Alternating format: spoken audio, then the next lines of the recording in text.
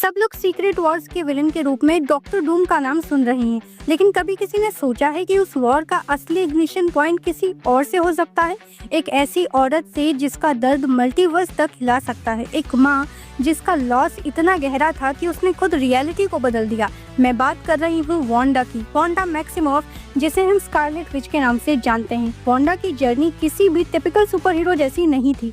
उसकी कहानी एक इमोशनल ब्रेकडाउन है, एक ग्रीफ से भरा सफर जहाँ हर लॉस उसे थोड़ा और अनस्टेबल बनाता गया। उसने अपने भाई को खोया, अपने प्यार को खोया, और जब उसके पास कुछ भी नहीं बचा तो उसने एक पूरी दुनिया क्रिएट कर ली, सिर्फ अपने लिए नहीं, अपने बच्चों के लिए। उसकी वो दुनिया इल्यूजन नहीं थी, वो उसका सर्वाइवल मैकेनिज्म था। और फिर उसके हाथ लगा डार्क होल। उस किताब ने वांडा के अंदर के क्योस को और ज्यादा अनलीश कर दिया। उसने अपनी पावर्स का यूज ड्रीम वॉक करने के लिए किया, अपने अल्टरनेट वर्जन्स के लाइफ जीने की कोशिश की। ये सब करते वक्त उसने मल्टीवर्स का बैलेंस तोड़ दिया। उस वक्त हमने देखा कि वांडा कोई नॉर्मल विच नहीं थी, वो एक नेक्सस बीइंग थी, जिसका मतलब है हर रियलिटी में उसका एक ही वर्जन होता है। और यही चीज उसे डेंजरस बनाती है, क्योंकि अगर उसके इमोशंस कभी कंप्लीटली ब्रेक हो गए तो वो पूरी मल्टीवर्सल रियलिटी को कोलैप्स कर सकती है। मल्टीवर्स ऑफ मैडनेस के एंड में सबको लगा कि वांडा खत्म हो गई, लेकिन मुझे नहीं लगता वो गई होगी। वांडा क्योस मैजिक का सोर्स है, और क्योस कभी सिर्फ खत्म नहीं होता,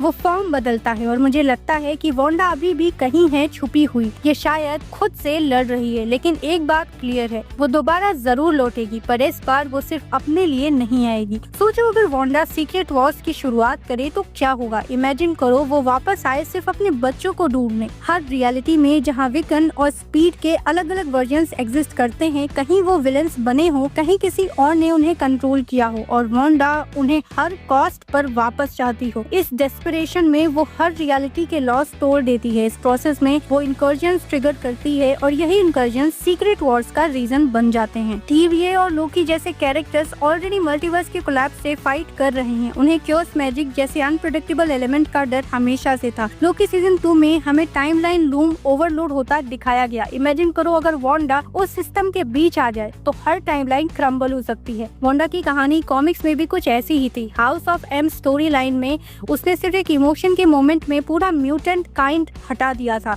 चिल्ड्रंस क्रूसेड में उसकी गलती ने पूरा यंग अवेंजर्स का फ्यूचर चेंज कर दिया। तो अगर एमसीयू इस बात को फॉलो करता है तो वांडा का रोल सिर्फ एक पावरफुल मैजिशियन का नहीं, एक emotionally unstable God level entity का हो सकता है। और अगर डॉक्टर डूम जैसे विलन वांडा के पावर्स का यूज करने लगे तो क्या होगा। शायद डूम वांडा की ग्रीफ को मैनिपुलेट करे। डूम हमेशा से मल्टीवर्सल कंट्रोल के पीछे रहा है, और वांडा जैसी इमोशनल एंड पावरफुल बीइंग उसके लिए परफेक्ट टूल बन सकती है। शायद डूम बैटल वर्ल्ड बनाता है और उसमें वांडा के इमोशंस को फ्यूल के जैसे यूज करता है, या फिर वांडा उसके अगेंस्ट खड़ी हो जाए और एक अनप्रेडिक्टेबल फोर्स बन जाए जिसको कोई कंट्रोल नहीं कर सकता। और सबसे बड़ा इमोशनल मोमेंट तब आएगा जब वांडा को ये चूज करना पड़ेगा कि किस वर्जन के बच्चों को वो बचाए और किस रियलिटी को वो डिस्ट्रॉय करे, क्योंकि मल्टीवर्स में इनफाइनाइट चॉइसेस हैं, लेकिन उसका प्यार सिर्फ 2 चेहरों के लिए है। उसके लिए ये फाइट किसी हीरो या विलन बनने की नहीं है, उसके लिए ये सिर्फ एक माँ होने की कहानी है। तो हाँ, मुझे लगता है वांडा ही सीक्रेट वॉर्स की असली चाबी बन सकती है। उसका कमबैक हीरोइक भी हो सकता है या ट्रेजिक भी, पर एक बात पक्की है, जब भी वांडा लौटेगी वो सिर्फ एक पावरफुल विच बन के नहीं, एक इमोशनल स्टॉर्म बन के आएगी। और शायद वही स्टॉर्म पूरे मल्टीवर्स को एक नई डायरेक्शन में। आपको क्या लगता है, हमें कमेंट सेक्शन में जरूर बताना। अगला वीडियो किस पर बनाऊं वो भी तुम कमेंट्स में बता सकते हो। टॉपिक अच्छा लगे तो मैं इस पर वीडियो जरूर बनाऊंगी। तो आज के लिए बस इतना ही। Thank you for watching and stay tuned.